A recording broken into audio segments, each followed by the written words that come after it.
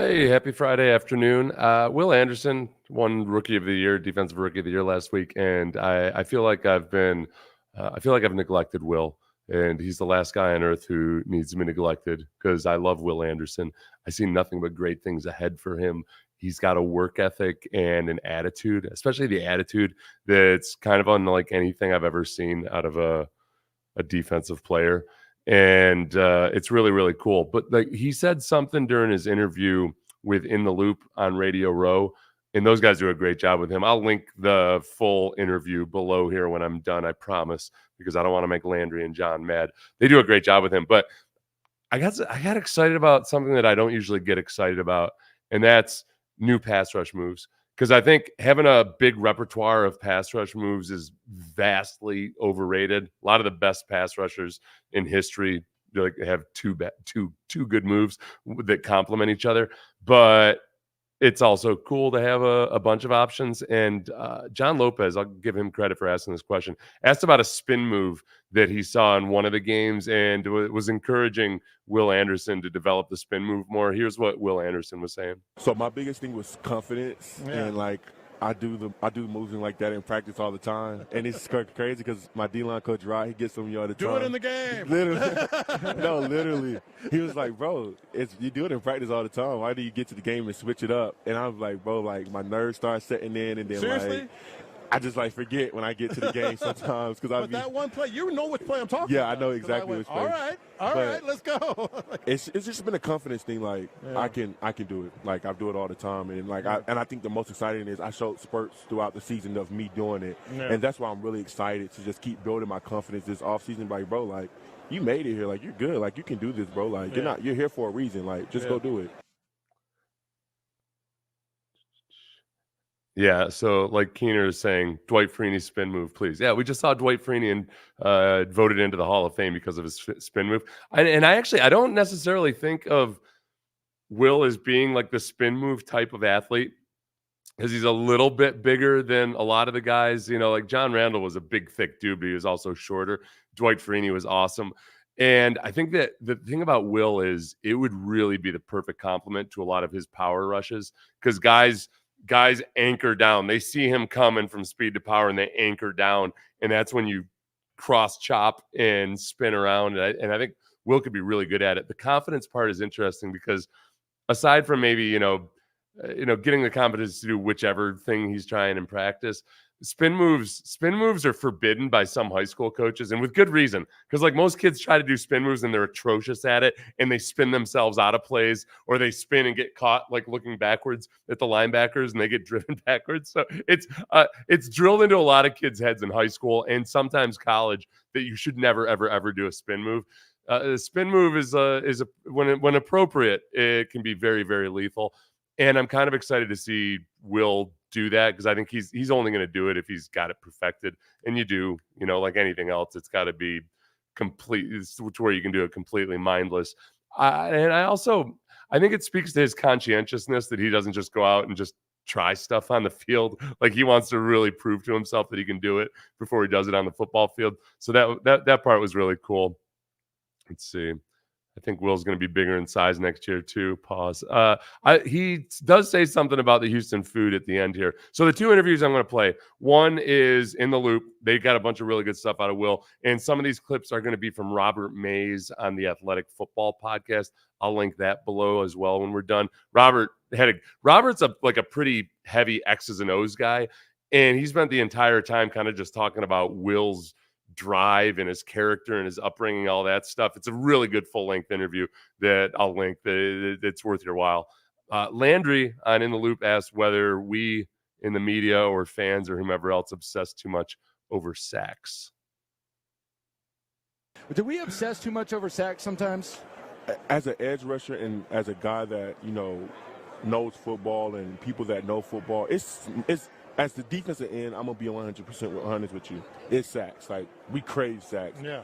But when you look at the bigger picture, it's bigger than just sacks. Okay. It's about how much you're really affecting the game, whether you're making the play or not. Like, how much disruption are you causing? You know what I'm saying? I feel like as a defensive end, it shows a lot. Like, if you're a guy that's causing disruption, wrecking havoc, constantly in the backfield, constantly getting pressure on the quarterback, everything, like constantly always around the ball, I feel like you're a top defensive end in this league. You know what I'm saying? Like sometimes you look at some sacks, you be like, bro, I can go out there. Yeah, it's just wide open. You feel like I can go out there and get that. I did. He choked in the high school district Yeah, champion. we're not getting into He that. choked. Yeah, he So everything he said is 100% true. You care about sacks. I think that the way I'm trying to explain sacks now is this, because yes, sacks are overrated in some respects, but they're still really, really important. So I think it's kind of like looking at the stock market. Like over time, the stock market can be a pretty good gauge of the economy and whether it's improving or not. But in the short term, it doesn't tell you anything at all. So like likewise, you can be playing really, really well and just not get a sack as a pass rusher for 4, 5, 6, 7 games. You might have an entire season where you play really well and you don't get a ton of sacks. If you are a genuinely great pass rusher, over time you're going to get those sacks. But, like in the first half of this season, Will didn't have the sacks to show for it, but he was disrupting things. So yeah, disruption is production in that regard. And he was being a very effective football player. But there was a little bit of truth, and Will's the first one to say this. He's talked about it, that there was some truth to the fact that he had to fix some things to get to the point where he was finishing sacks. And then he ended up getting those in the second half of the season. So he's got the right attitude about it. There are a lot of rookies and 10 or 15-year veterans that really only care about the sack, and it shows up. I've got like Chris Jones. Chris Jones, one of my objections to him and the money that he'll command as a free agent is that he does not care about the run consistently. I mean, it's just, you can see it on film. You can see it in his stats in the first 3 quarters of games, he is not nearly as active versus the run as he all of a sudden happens to be in the fourth quarter. And I just don't know if that's the guy I want to pay top of the market money when I've got a guy like Will Anderson who just cares about that every single down, every single game. And that's not to say that Chris Jones, obviously he's capable of winning a Super Bowl and giving that effort. I don't know if it's the right thing for this team right now at that price tag. Next one was same question, basically. Robert Mays had asked Will if he prefers a sack or like a really killer TFL. Which would he prefer? Sacks, bro. Sacks. It did feel different in the league. I'm not gonna lie. Like when you've got your first one, yeah. Getting sacked in the league, you're getting a sack in the NFL, bro. Like that's hard. I don't think people understand how hard that is. It is incredibly hard. If you get one a game for the rest, if you get one a game for your career, you're going to the Hall of Fame as a first ballot Hall of Famer. That's it. Yeah. Yeah, and the other thing too here, somebody brought up a good point. Nope. I don't know if you're disagreeing with me because I don't think I was saying anything different. QBs fearing sacks affect the football in so many ways, right? And like honestly, pressures are really important, and constant pressures are great. A sack is worth about 4 times more in terms of the outcome of a football game compared to a pressure. Sometimes pressures lead to interceptions, obviously incompletions, all that stuff. But sacks are drive killers. Caused fumbles come for, a caused fumble is a sack, all of that. And in overtime, that's what works. I don't think we're disagreeing, Lil Ms. Nat. So the other part too. When CJ or when it's getting too late in the day. When Will there talks about just like it's in the NFL, I do really appreciate his kind of childlike sense of wonderment that he still has over playing in the NFL. Like for a guy that played at Alabama, played in national championship games, all that, you could see him just like in his interviews at Radio Row, he's still almost kind of like a kid who can't believe his dreams are come true. Like he got the golden ticket and he's at Charlie's Chocolate Factory. What Willy Wonka's factory, which became Charlie. Spoiler alert: Charlie gets it in the end, and all the kids die. The next question, his favorite Saban story, and this was with Robert Mays. My favorite Saban story is when I graduated from my number to my name. So like when you first get there, he's like, "What's up, 31? Good play, 31." 31, what are you doing? And then you start doing good. You start earning the respect. What's up, Will? How you doing? And I swear, the first day I heard him call my name, I almost freaked out. Do you remember when it happened? Yes, it was my freshman year. I think we had just played my first game. I did fairly good for a freshman playing in Alabama. And I'm walking and I'm smiling as always. He said, "What's up, Will?" And I'm like, "Coach Will?" I said, "You talking to me?" But that was just a funny moment for me. I was there. This is my perspective on Will Anderson's experience in the NFL versus my experience in the NFL. I played for a guy in Tom Coughlin for 5 years who was a lot more like Nick Saban than he was DeMeco Ryans. And, and then I played for Dom Capers for 4 years. And Dom wasn't a hard ass in the same way as a Tom Coughlin or Nick Saban or a Bill Belichick at all. But he wasn't also the same as like a Gary Kubiak. And he certainly wasn't like a DeMeco Ryans. And when I first got Gary Kubiak, I was kind of like looking at it like it was a booby trap. Like, why is this guy so cool all the time? Like, why is he giving me the option of taking the afternoon practices off because I'm over 30 years old? I'm not going to do it, Gary. I did 2-a-days when I didn't have to do 2-a-days. That's how paranoid I was from my years with Tom Coughlin, that I felt like it was some kind of ruse to see if I was tough enough or not.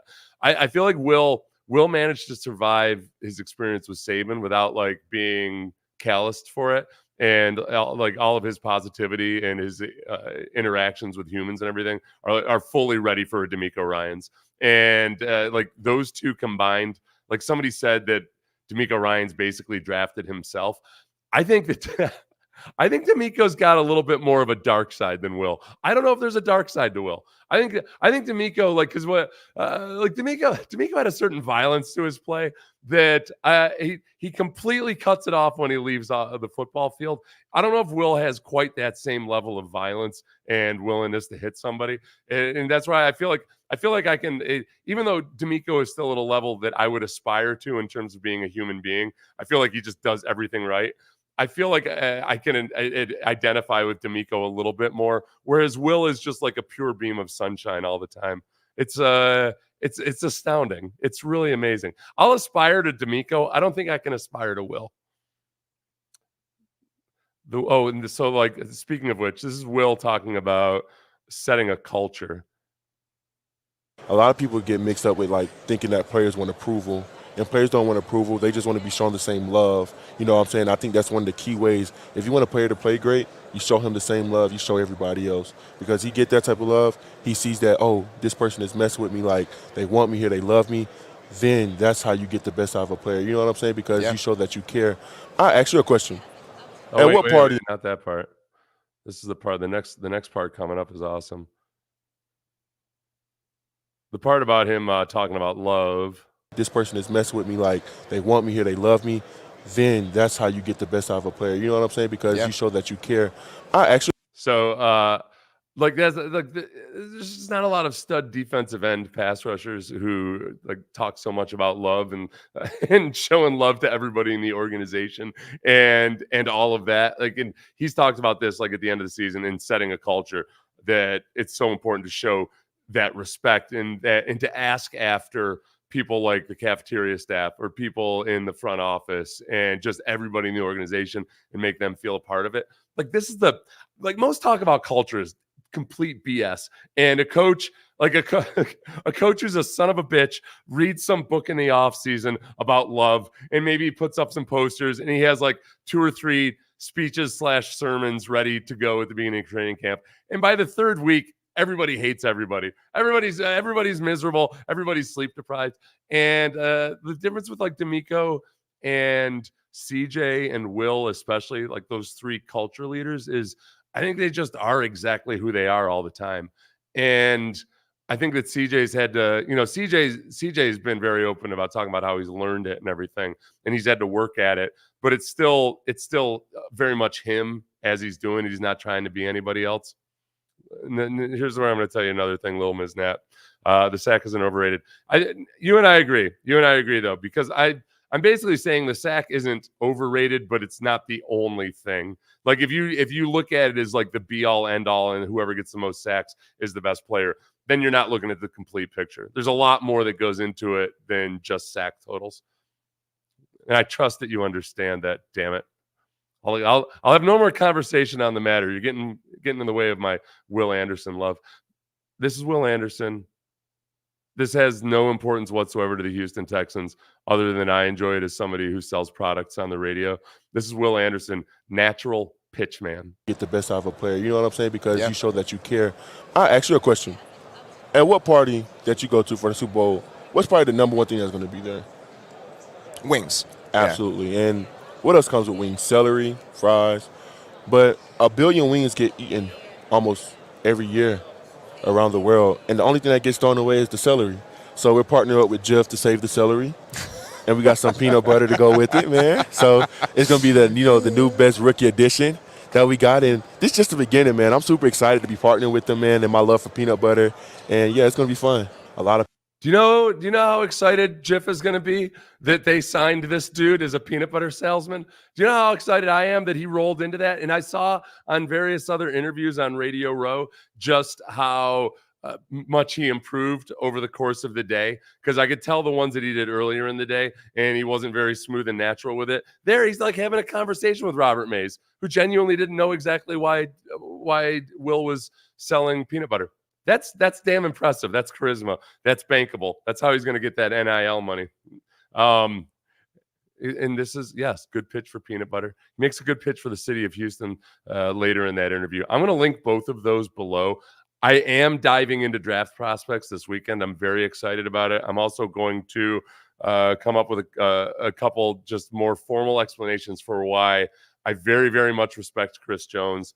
I love Matabike, but I don't think either of them are worth signing for the amount of money they're going to command, especially where how the draft might play out this year. So and there's other guys in free agency that I'm intrigued by too that aren't necessarily high dollar items.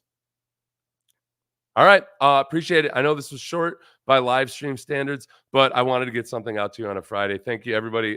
Like, subscribe. If you don't know who I am, I'm Seth Payne. I played for the Houston Texans for the first 5 years of their existence. Some would argue the most glorious years of their existence because there were no expectations. It was like your first romantic dalliance. It was like diddling for somebody for the first time. I mean, sure, you'd had the Oilers for decades, but you didn't know what to expect with the Texans. And am I bitter that Andre Johnson got into the Hall of Fame before me? No, I'm not. It's just not going to happen for me. Thanks, everybody. Like, subscribe, all that stuff.